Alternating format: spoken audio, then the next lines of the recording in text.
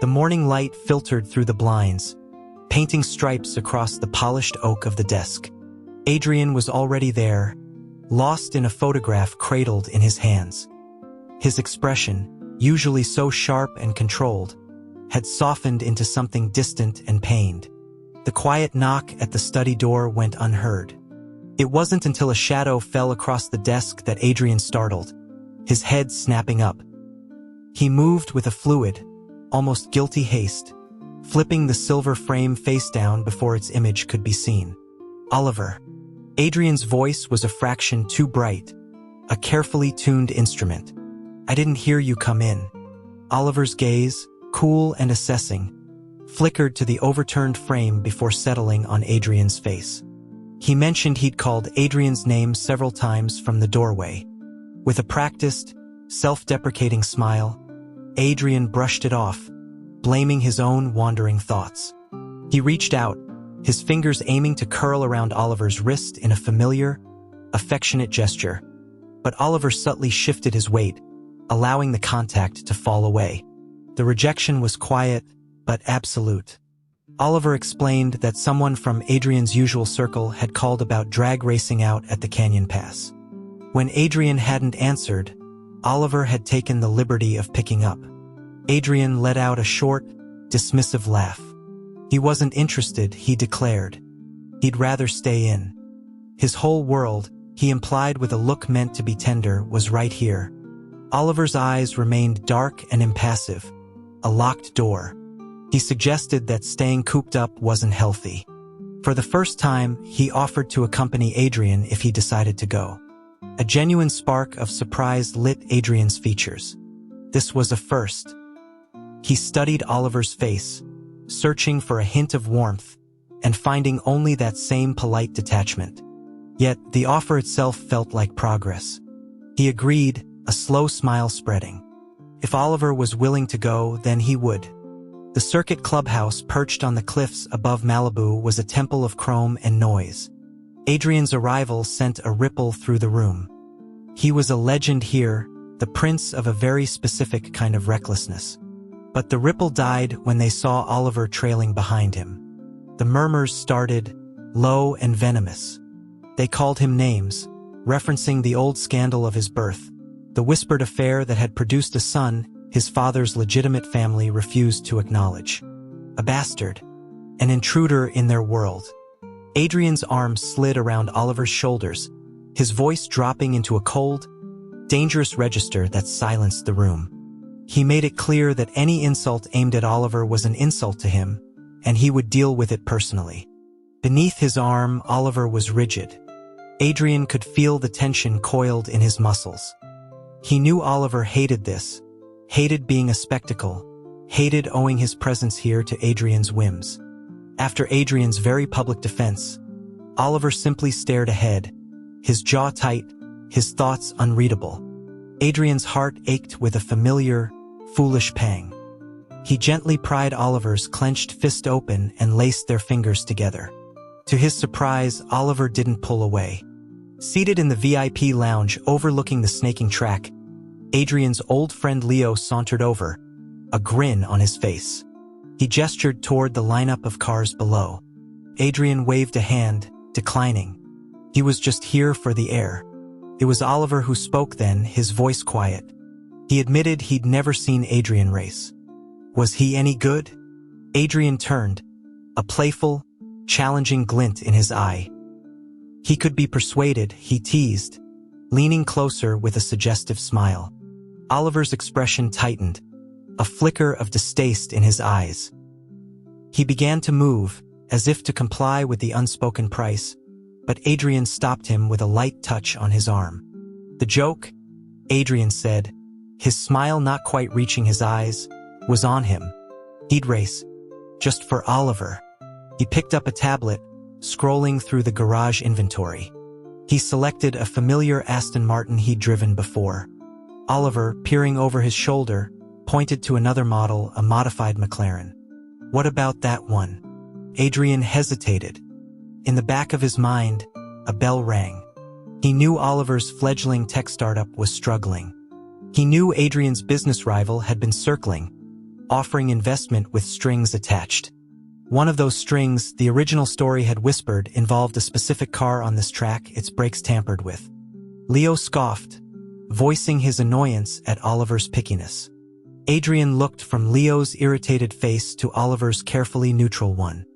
He felt the trap being laid, saw the pieces aligning just as he'd read they would. A strange calm settled over him. He nodded. The McLaren it was. He saw the brief, triumphant gleam in Oliver's eyes before it was shuttered away.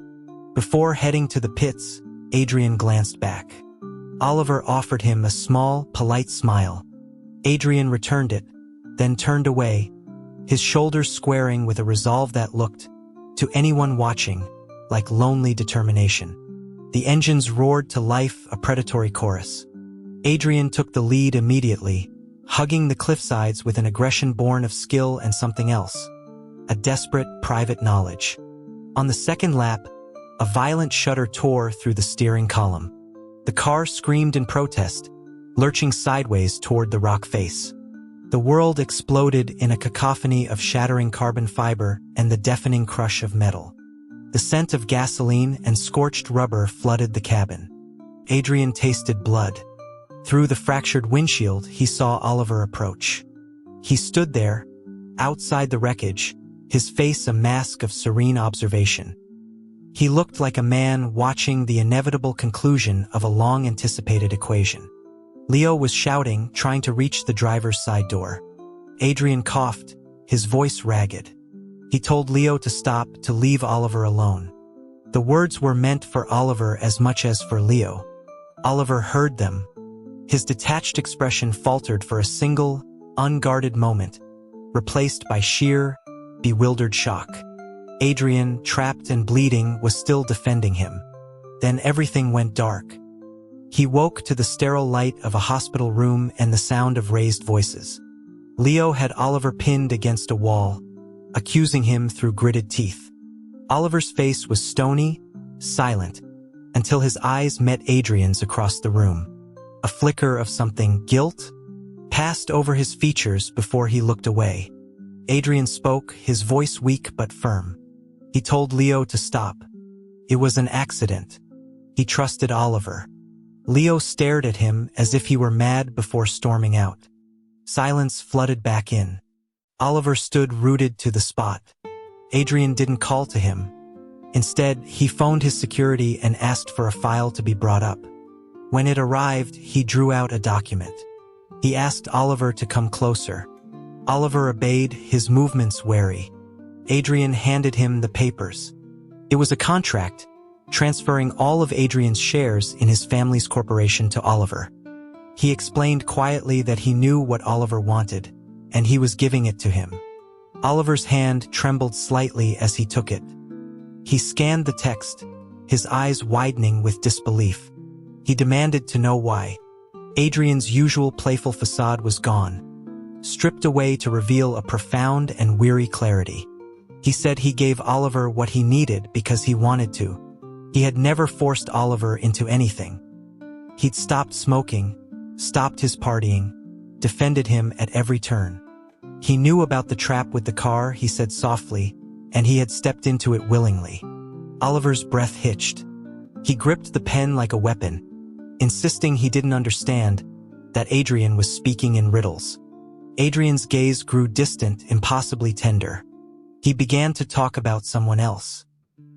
He reached out, his fingers almost touching Oliver's cheek before falling back. He described a man who was Oliver's opposite in every way. Gentle where Oliver was sharp, fragile where Oliver was resilient. A man who loved classical literature and grew heirloom roses and wore soft sweaters. A man who was gone. He told Oliver, his voice barely a whisper, that he smiled all wrong. He never smiled like that at Adrian. The realization dawned on Oliver's face, slow and then all at once. The color drained from his skin. All this time, he'd believed Adrian's obsession was for him, a twisted form of desire or control. Now he understood it was never about him at all. He was a stand-in, a vessel for a ghost. Every kindness, every indulgence, was a tribute to a dead man. A violent, Humiliated anger tightened his fists, mixed with a confusing surge of loss. Adrian watched the turmoil in his eyes and gently changed the subject. He proposed a new arrangement, a surface-level piece. He would offer any help Oliver needed, no strings attached. Oliver's expression froze. The fight seemed to drain out of him, replaced by a hollow acceptance. This was, in a way, what he had wanted. To be free of Adrian's cloying, confusing affection. He should have been relieved. He tore the contract in two, letting the pieces fall to the floor. He didn't want what wasn't his, he stated coldly, and left without another glance. Adrian wasn't surprised. His goal was achieved. Oliver now believed the lie, and his heart, Adrian hoped, was free of the suspicion that had poisoned it. Only after Oliver was gone did Adrian notice the insulated container on the side table. Inside was a simple broth with vegetables. A memory from the book surfaced. Oliver cooking such a meal for the story's heroine. A pivotal moment of vulnerability. Adrian stared at it, a new, ridiculous fear taking hold. Was this a backup plan? Had Oliver, seeing the crash hadn't finished the job, decided to poison him instead? He pushed the container away. Weeks later, Adrian was recovering at home when Leo insisted on a night out, a supposed apology to Oliver at an exclusive lounge. The private room was bathed in cobalt light, making Oliver's aloof beauty seem even more untouchable. He refused to look at Adrian. Leo offered a toast, a flimsy apology for his accusations at the hospital, and downed his whiskey. It was a signal. One by one, others in the room followed, pressuring Oliver with drink after drink. It was clearly a setup, a hazing disguised as reconciliation. Oliver, to Adrian's frustration, accepted every glass. His cheeks flushed, his eyes grew hazy. Adrian finally intervened, his voice sharp. He took the latest glass from Oliver's hand, declaring he'd had enough. When Leo protested, Adrian snapped that he wasn't about to have one person leaving the hospital just to send another back in. He took Oliver's hand and led him out, the room too stunned to object. In the car, Adrian realized Oliver's state wasn't just drunkenness. He was flushed, breathing heavily, his shirt riding up. Understanding dawned. Leo's idea of a prank had involved more than just alcohol. Adrian instructed his driver to head home, his voice strained. Oliver, slumped in the seat, muttered that he didn't need a hospital, that he could handle it himself. At the townhouse, as Adrian tried to guide him to his room, Oliver pushed him back against the foyer wall. The kiss was brutal, all teeth and bitterness and the sharp tang of bourbon. Adrian shoved him away, stunned, his lips throbbing. Oliver leaned against the wall, wiping his mouth, his eyes dark and challenging. He asked, his voice dripping with sarcasm, if Adrian was saving himself for his ghost. He demanded to know why, if Adrian loved another man so deeply, he had ever treated Oliver with such devotion. Did any of it mean anything? Adrian wiped his own mouth, his heart pounding. He asked Oliver what answer he was searching for. He pointed out that Oliver had never cared about his motives before. Why did it matter now unless... Oliver went very still, as if Adrian had touched a live wire. Adrian pressed on, his voice cool. He said any debt between them was paid in full on that canyon road. He had never wished Oliver harm, while Oliver had clearly wished for his. Therefore, Adrian concluded, who he loved or didn't love was none of Oliver's concern. The blood left Oliver's face. His eyes widened in pure, unfeigned horror. Adrian's calm admission that he knew, he had always known, about the sabotage seemed to shatter something inside him. He tried to speak, to form an apology, but the words died in his throat as he met Adrian's gaze. The warmth that had always been there for him was gone, replaced by a flat, empty neutrality. Oliver recoiled as if struck. A strangled sound escaped him, and then he was coughing, a splash of crimson staining his hand and the pristine floor. He stared at the blood in disbelief, then turned and fled to his room, a picture of shattered pride. Adrian, shaken, called a doctor who diagnosed extreme stress. He assumed things between them were now irrevocably broken. He was wrong. The next evening, he returned home to find the private garden transformed. It was a sea of blooming heirloom roses, deep reds and pale pinks under the twilight sky. Oliver stood on the patio behind him, dressed in a simple white linen shirt. He asked, his voice quiet, if it was pleasing. Adrian was speechless. He finally asked why. A faint, bitter smile touched Oliver's lips. Because he was the substitute, wasn't he? Shouldn't he emulate the original in all things? It became a strange, silent competition. Oliver began to cook elaborate meals, to read aloud from dense volumes of poetry in the evenings. He placed mementos of their forced time together. A clumsy ceramic vase they'd made at a charity event, a photo of them with a rescued kitten named Pixie, in prominent places. It was as if he were constructing a museum of a relationship that had never truly existed, torturing himself with the artifacts. When Oliver's birthday approached, he invited Adrian to spend it with him. Adrian's mind raced. In the original story, this birthday was a key moment with the heroine. He refused, claiming a prior engagement. The next day, he left early, dressed for a hiking trip in the Adirondacks. He saw Oliver watching him from a window, silent and still. On the trail, his phone rang. Oliver's voice was strained, background noise suggesting a struggle. He asked a desperate, fragmented question. If Adrian had to choose between him and the other man, who would it be? Adrian, believing this was about the birthday and the unseen heroine, answered without hesitation. Not you. There was a long silence on the line, followed by a hollow, self-mocking laugh. Oliver said he understood, and the call ended. Adrian tried calling back, but there was no answer. He shrugged it off, assuming it was just Oliver's pride. A rainstorm moved in, killing his cell service for the rest of the afternoon. When he descended hours later, he saw the missed calls, all from Oliver. A cold knot formed in his stomach. He drove home to find the front door ajar. A trail of dark smudges led from the threshold down the hall to his study. His breath caught. Oliver was there, leaning against the desk, his face ashen, his dark hair matted. A leather jacket was slung over his shoulders, stained and damp.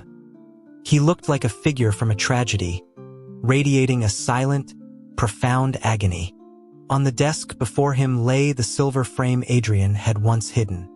It held a photo of a young man with a smile that echoed Oliver's, but warmer, softer. In the photo, a teenage Adrian stood beside him, beaming with unguarded adoration. Next to it was a worn book of fairy tales, inscribed with two names, Adrian Chase and Elliot Reed. Scattered around them were pages from a locked journal Adrian had planted, a chronicle of a childhood friendship that bloomed into a quiet, all-consuming love. The entries spoke of tutoring sessions, a shared love of winter, a rescued cat named Pixie, a clumsily made vase. The final page, smudged with what looked like old tea stains mimicking blood, contained a desperate, childish vow, a plea for Elliot's life, offering any trade.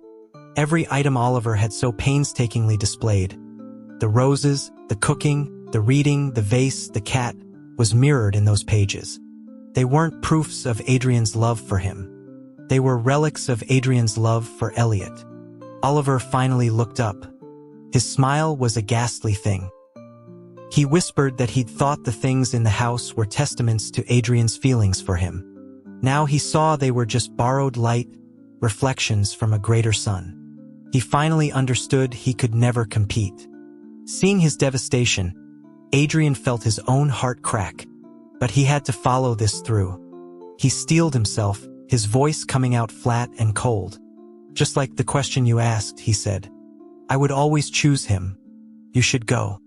Oliver flinched as if physically slapped. He looked down at the photo of the young Adrian, his shoulders slumping in defeat. He said he understood. He walked out, his steps slow and deliberate, pausing only once beside Adrian. Adrian didn't turn. He listened to the footsteps fade, staring at the blood on the floor, feeling a crushing pressure in his chest. He waited until he heard the distant sound of a car door before calling a contact to discreetly follow Oliver, to ensure he got to a hospital. This was the turning point. Oliver left and his ascent began. Within a year, his name was synonymous with ruthless innovation in Silicon Valley. He orchestrated the leveraged buyout that dismantled Adrian's family empire, piece by strategic piece. The bankruptcy was a formality. Adrian watched from the sidelines as the world he knew collapsed. He was prepared.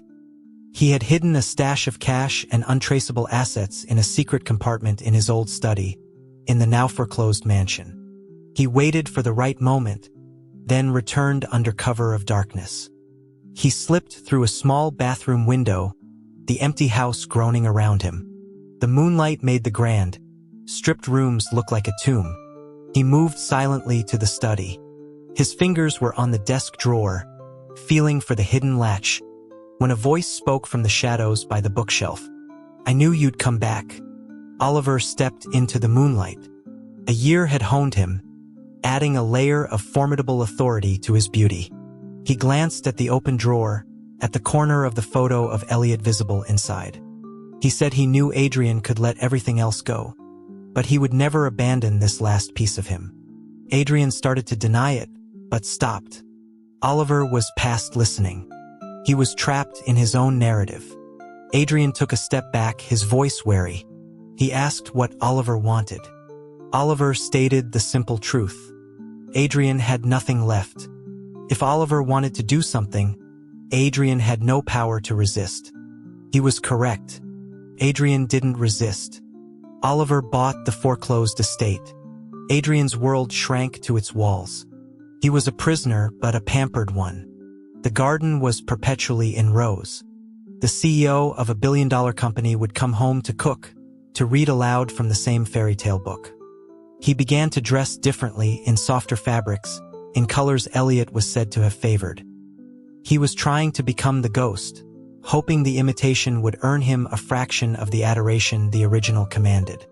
Adrian finally couldn't bear it. He told Oliver the truth one evening. There was no Elliot Reed. He had invented him every detail. Oliver simply looked at him, his eyes soft with a sad disbelief. He thought Adrian was being kind, letting him down gently. He asked the only question that mattered to him anymore. "Do you love me?" Adrian was silent. His mind replayed a montage of their history. The tension, the schemes, the bitterness. It landed, as it always did, on the image of Oliver standing broken and bleeding in this very room, holding that damned photo, his world in ruins. The pain of that memory was acute, visceral. It was the seed from which everything else had grown. He had the means to escape. The window was still there. The world was vast. But he had never tried. The thought of leaving this gilded cage, of leaving Oliver, filled him with a deeper dread than any imprisonment. He met Oliver's anxious gaze. His voice was clear, certain. "Yes, I love you. Only you." For a long moment, Oliver just stared, as if the words were in a foreign language he was struggling to decipher. A tremor went through him, a seismic shift behind his eyes. He asked, his voice barely audible, for Adrian to say it again. Adrian did. Again and again. "I love you. I love Oliver." Oliver heard the answer, but it didn't bring peace. It bred a hungry, insatiable need for proof. Words were not enough. He had to see it, feel it, own it.